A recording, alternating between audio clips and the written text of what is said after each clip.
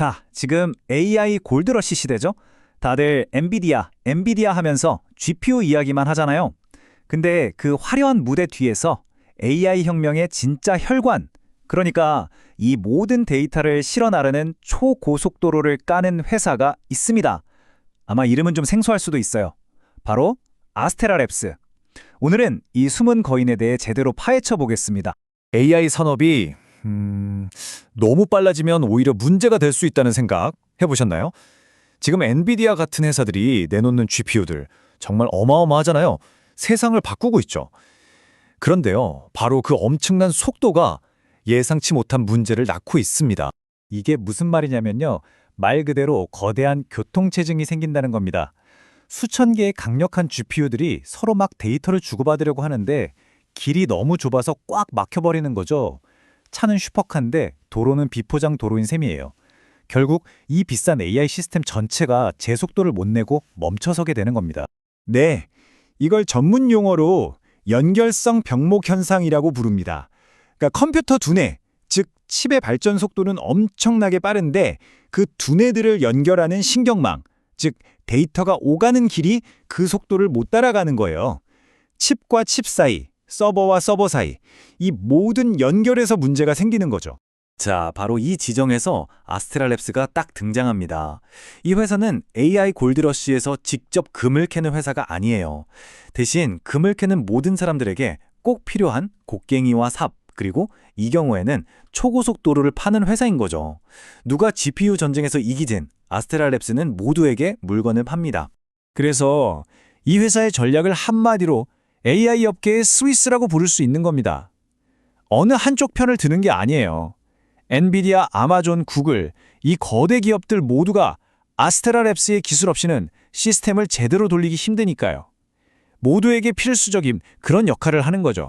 그럼 대체 이 회사가 뭘 하길래 이렇게 중요할까요? 이걸 이해하려면 아주 기본적인 물리 문제를 먼저 알아야 해요. 우리가 멀리 있는 사람한테 소리치면 목소리가 잘 안 들리잖아요. 데이터 신호도 똑같습니다. 구리선을 타고 더 빨리 더 멀리 가려고 할수록 신호가 약해지고 온갖 잡음이 섞이는 거죠. 자, 그래서 기존의 해결책 리드 드라이버라는 건 그냥 이 약하고 지직거리는 신호를 확성기처럼 키우기만 했어요.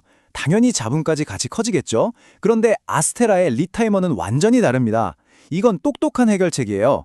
아예 그 지저분한 신호를 받아서 내용을 완전히 해독한 다음에 깨끗하고 강력한 새 신호로 다시 쏴주는 거죠. 결과적으로 데이터가 깨끗하게 갈 수 있는 거리가 2배로 확 늘어납니다. 이건 정말 게임 체인저예요. 이게 바로 아스테라 랩스의 핵심 기술력입니다. 그럼 이제 이 똑똑한 회사가 데이터 교통체증을 해결하기 위해 어떤 도구들을 가지고 있는지 그 툴박스를 한번 열어보죠. 첫 번째는 바로 간판 제품이죠. 에리지 스마트 리타이머입니다. 우리 컴퓨터에도 메인보드에 그래픽카드 꽂는 슬롯 있잖아요. 그게 바로 PCI라는 규격인데 데이터 센터에서는 이게 수많은 GPU와 CPU로 있는 초고속도로 역할을 해요. 에리즈는 바로 이 고속도로의 신호를 깨끗하게 만들어서 차들이 막힘없이 달리게 해주는 도로 위에 맞는 해결사 같은 존재입니다. 이제는 거의 업계 표준이 됐어요. 두 번째 도구는 레오 메모리 컨트롤러입니다. 자, AI 모델이 점점 똑똑해지려면 더 많은 걸 기억해야 하잖아요. 근데 CPU가 한 번에 쓸 수 있는 메모리에는 한계가 있어요. 이걸 메모리의 벽이라고 부르는데 레오는 바로 이 벽을 허물어 버립니다.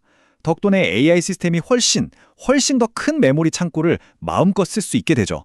이걸로 추론 성능이 최대 5.5배나 좋아진다고 하니 엄청나죠? 그리고 이 모든 하드웨어를 지휘하는 두뇌가 있습니다. 바로 코스모스라는 소프트웨어 스위트인데요. 이게 정말 영리한 겁니다.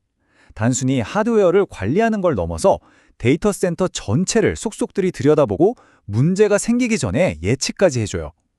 한번 코스모스 생태계에 들어오면 다른 회사 제품으로 갈아타기가 굉장히 어려워집니다. 이걸 락인 효과라고 하죠. 아스테라 비즈니스를 지키는 아주 강력한 성벽인 셈입니다.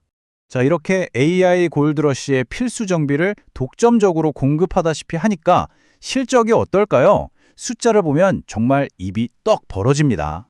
매출 성장세 좀 보세요. 거의 수직으로 솟구치고 있죠? 불과 1년 만에 매출이 거의 2배 가까이 뛸 것으로 예상되는데 이런 성장세는 정말 보기 드문 수준입니다.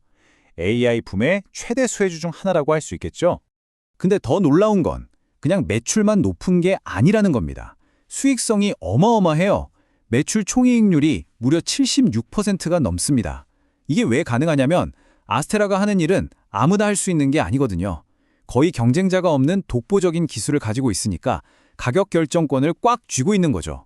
이건 웬만한 소프트웨어 회사, 심지어 엔비디아와 비교해도 꿀리지 않는 수치입니다. 그리고 이 높은 마진은 그대로 영업이익률로 이어집니다.